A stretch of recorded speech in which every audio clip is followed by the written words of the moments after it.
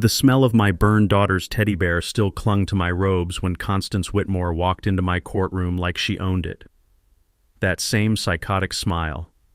The one she'd worn while poisoning my dead wife's roses with bleach. The one she'd flashed while stealing $89,000 from our neighbors. The one she'd probably had when she watched my house and everything I had left of my family burn to ash. But this HOA terrorist made one fatal error. She never bothered learning who she was destroying. I'm not just some random single dad she could bully into submission. I'm federal Judge Thaddeus Morrison.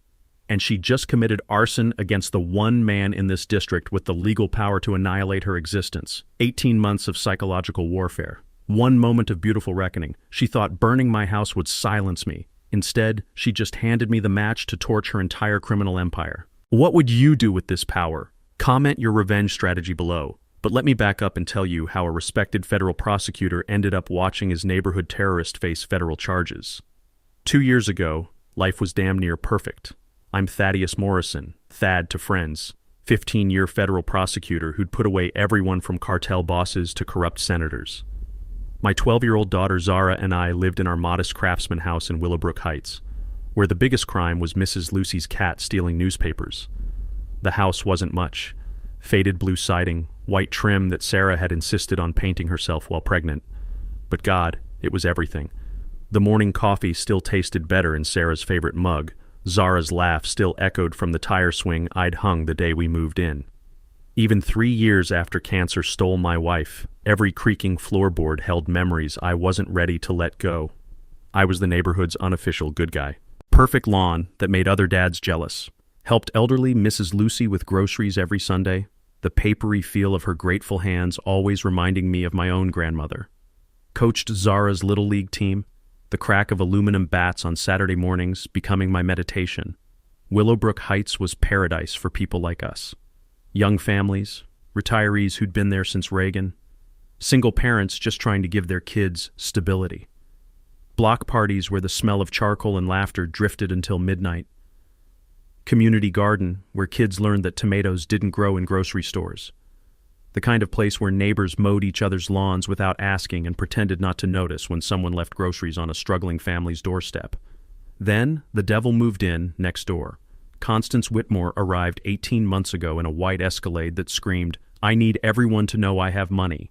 Designer everything, blonde hair that cost more than most people's rent, and eyes like a great white shark, dead cold, constantly calculating who to devour next.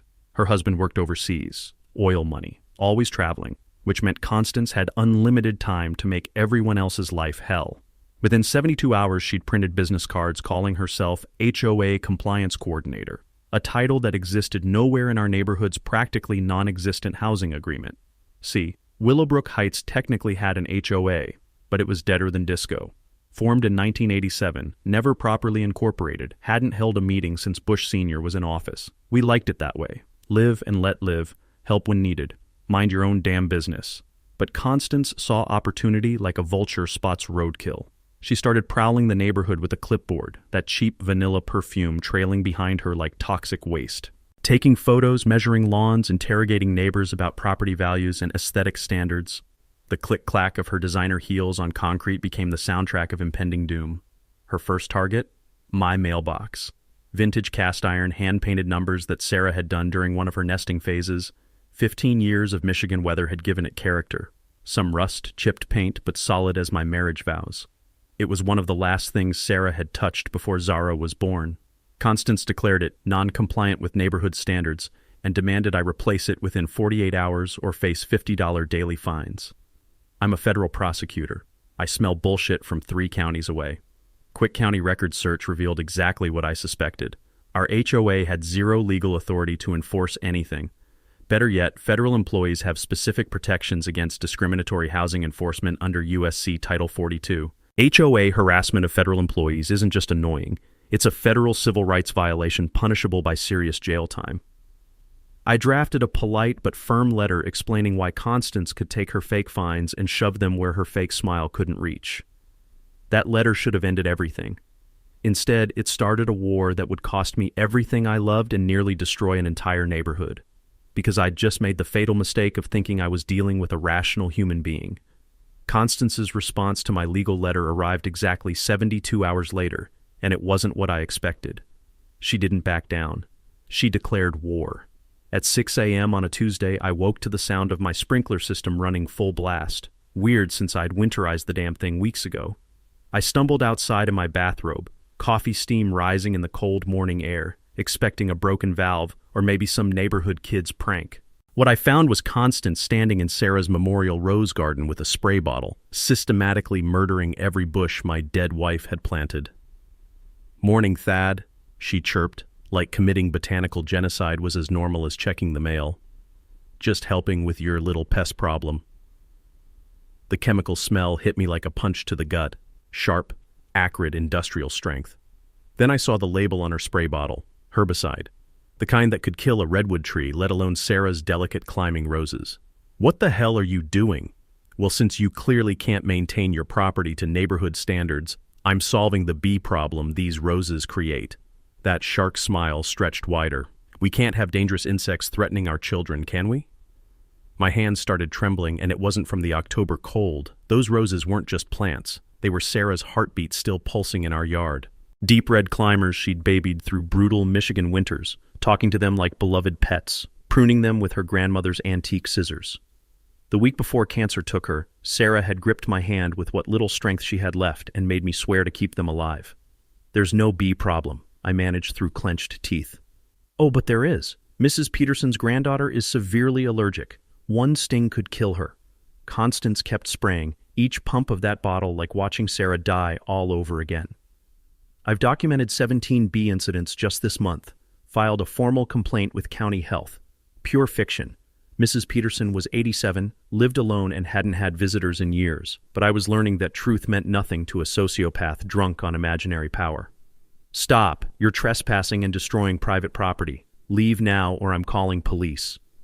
Constance's laugh could have shattered glass.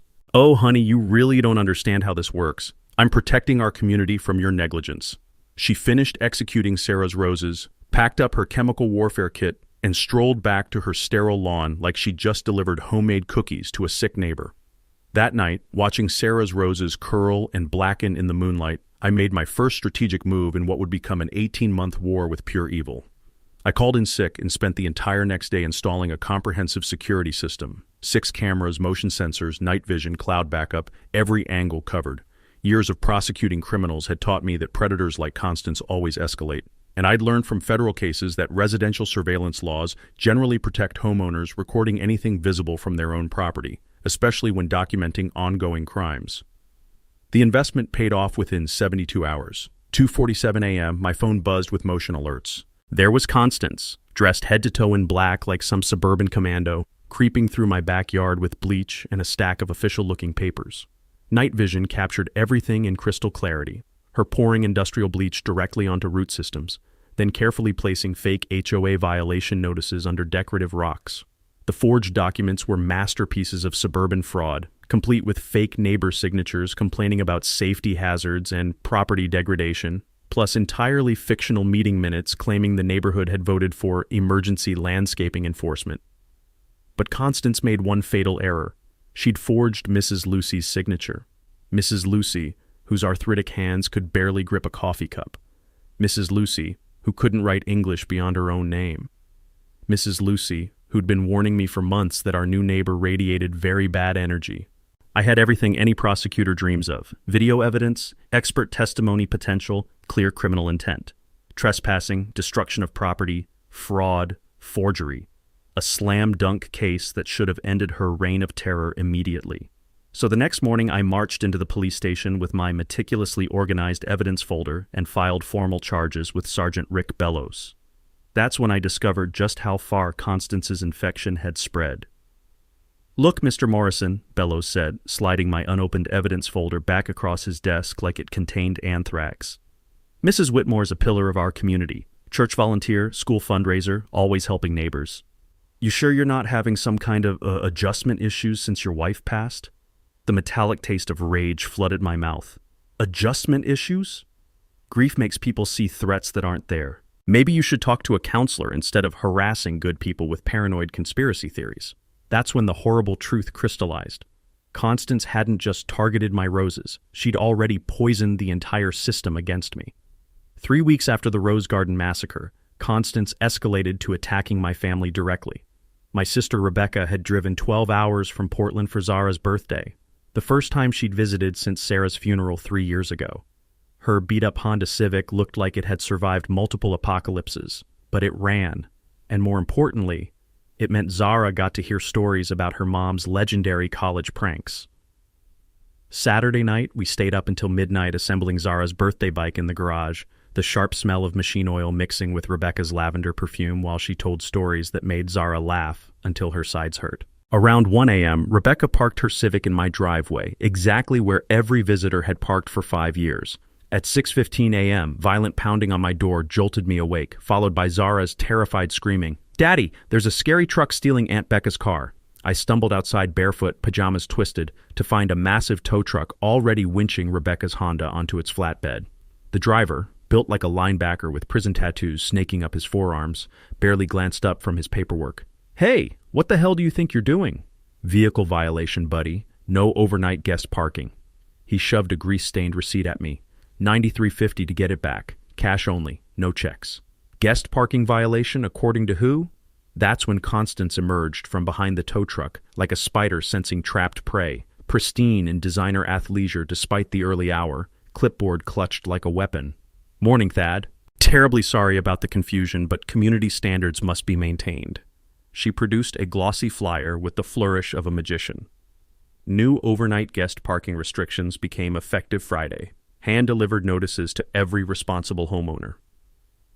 I snatched the flyer, my hands shaking with rage. Professional printing, fake official seals, completely fabricated regulations claiming any vehicle parked overnight without proper residential designation would be removed. The most insane part? Rebecca's ancient Civic was classified as a commercial vehicle because of a small dent near the license plate. This is Rebecca's personal car. She's visiting family. Commercial-grade damage indicates business usage, Constance explained with the condescending patience of a sociopath addressing a mental patient. Plus, extended guest parking creates safety hazards and impacts property valuations for responsible neighbors. The tow truck's diesel engine growled as it prepared to steal my sister's only transportation. I noticed the company logo, Bellows Recovery Services. The metallic taste of recognition flooded my mouth. Bellows. Same name as Sergeant Rick Bellows, the corrupt cop who dismissed my evidence against this monster. "This is criminal harassment," I said, but Constance had already vanished back into her house of horrors, leaving me standing helpless in Superman pajamas while they literally stole my family's property. That afternoon, while Rebecca spent $80 on ride shares to retrieve her car from some industrial hellscape across town, I channeled 15 years of white-collar prosecution experience into investigating this corruption ring. The county clerk's office became my war room. Public records revealed the beautiful, ugly truth about our neighborhood's HOA authority. Willowbrook Heights had been loosely organized in 1987, but the incorporation paperwork was never properly filed. For 35 years, we'd operated on an honor system that worked perfectly because decent people don't abuse imaginary power. Then I discovered the real gold mine. Complaint records from the county courthouse. 47 formal violations filed in 18 months, every single one signed by Constance Whitmore. The pattern was sickeningly clear. She exclusively targeted single parents, elderly residents, and minorities. Anyone who looked vulnerable or unlikely to fight back. Cross-referencing property databases with business licenses revealed the final piece of this criminal puzzle. Bellows Recovery Services wasn't owned by Sergeant Rick Bellows. It belonged to his brother Richard, a career criminal with 2 fraud convictions and a suspended towing license. The conspiracy crystallized like poison in my mind. Constance identifies defenseless targets using fake HOA authority. Brother-in-law cop Rick dismisses all complaints. Other brother-in-law Richard runs the illegal towing operation, a perfect triangle of suburban extortion probably generating thousands monthly in stolen fees. But before I could expose this criminal enterprise, I needed ironclad evidence that would survive their inevitable attempts to destroy me. That evening, I found Zara sitting cross-legged on her bedroom carpet, carefully taping together fragments of a photograph. Sarah teaching 3-year-old Zara to ride her first tricycle. The picture had been in Rebecca's glove compartment. "The mean truck man dropped it when he was being rough," she whispered, tears streaming down her cheeks. "It broke into 6 pieces. but I can fix it if I'm really careful. Watching my daughter try to rebuild that shattered memory of her mother, something arctic and predatory settled into my prosecutor's soul. These parasites weren't just stealing money or harassing neighbors. They were breaking apart the last pieces of my family's happiness, one violation at a time. And I was going to destroy them for it. 2 weeks after they stole Rebecca's car, Constance shattered the last line civilized people never cross. She went after my daughter. Tuesday afternoon, I was in federal court destroying a wire fraud defendant when my phone exploded with emergency calls. 12 missed calls in 30 minutes, all from Zara's school. The metallic taste of pure terror flooded my mouth as I listened to increasingly frantic voicemails. Mr. Morrison, Zara's having a panic attack about strangers in your house. Mr. Morrison, she says men with cameras forced their way inside. Mr. Morrison, she's hyperventilating. We need you here immediately. I abandoned my prosecution mid-closing argument and drove 90 through suburban streets, my hands shaking on the steering wheel. Every parent's worst nightmare screaming through my brain. Break-in, assault, kidnapping, the 1,000 ways monsters hurt children. I found Zara in the nurse's office, pale as death, clutching her rescue inhaler while her whole body trembled. She'd inherited Sarah's asthma along with her green eyes, and terror could trigger attacks that landed us in emergency rooms. "Daddy!" She collapsed into my arms, her heart hammering against my chest. "There were bad men in our house. They had cameras, and they wouldn't leave." Principal Watson looked genuinely shaken. "Zara came home for lunch and found 2 men inside your house. They claimed to be conducting some kind of inspection, but when she asked for identification, her voice trailed off. What happened?" They told her little girls shouldn't question adult authority. Then they kept taking pictures while she begged them to stop. The rage that filled my veins felt different this time. Not hot and explosive, but arctic and calculating. These predators had terrorized my child in her own home, and someone was going to pay in blood. Did anyone call police? Of course. Officers said the inspection was legitimate. Anonymous safety complaints requiring immediate investigation. I drove Zara home, her small fingers crushing mine while she recounted every violation of our sanctuary. 2 men with professional cameras, clipboards, fake authority. They'd photographed everything, her bedroom, my home office, even inside our medicine cabinet. The house reeked of stale cigarettes and cheap aftershave, contaminated by strangers who touched our most private spaces. But in their arrogance, they'd left evidence. A business card behind our couch revealed the beautiful truth. Morrison Property Assessments LLC registered just that morning to a vacant lot address. The certified building inspector was actually Derek Whitmore, Constance's unemployed cousin, whose only construction experience involved 3 DUI arrests and a meth possession charge. The sheer audacity was breathtaking. She'd created a fake company using my own name to justify terrorizing my daughter. That night, while Zara slept in my bed because she was too traumatized to be alone, I filed an emergency restraining order. 18 months of documented harassment using fake authority to traumatize a child, criminal trespass with fraudulent credentials. Judge Patricia Hernandez, who'd known Sarah, granted it immediately. Constance was forbidden from approaching me, my daughter, or my property for 6 months. Violation meant automatic arrest and federal charges. I felt victorious for exactly 14 hours. Wednesday morning, I woke to voices on my front porch. Through the window, I saw Constance chatting animatedly with 2 police officers, coffee cup in hand like they were discussing weekend barbecue plans. When she spotted me watching, she waved cheerfully and dabbed her eyes with a tissue. Sergeant Rick Bellows looked up from his notepad with the expression of a man watching his pension evaporate. "Mr. Morrison, we've got a situation. Mrs. Whitmore says you threatened her life yesterday, made some pretty specific threats about making her disappear permanently. The audacity literally stole my breath. That's impossible. I was in federal court all day, then at my daughter's school. Dozens of witnesses. Constance's performance deserved an Oscar. Trembling hands, tears on cue, voice breaking with perfect timing. I know grief makes people say terrible things, Thad, but when you told me you'd bury me so deep even God couldn't find the body, I had to protect myself. Check the restraining order I filed yesterday." "About that," Bellows interrupted with the enthusiasm of a man facing his own execution. "Mrs. Whitmore filed a counter-restraining order claiming you've been stalking her, taking pictures, following her to church, threatening her life. Judge signed it 2 hours ago." The legal bear trap snapped shut with surgical precision. 2 conflicting restraining orders, each claiming the other party was the dangerous aggressor. A he-said-she-said clusterfuck that would paralyze the courts for months while Constance continued destroying lives. But this time, her sociopathic cleverness had backfired spectacularly. Because filing false police reports against a federal prosecutor isn't just local corruption. It's a federal crime that carries 20 years in prison.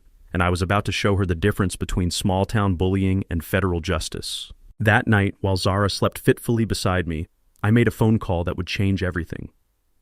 Marcus, it's Thad Morrison. I need a favor.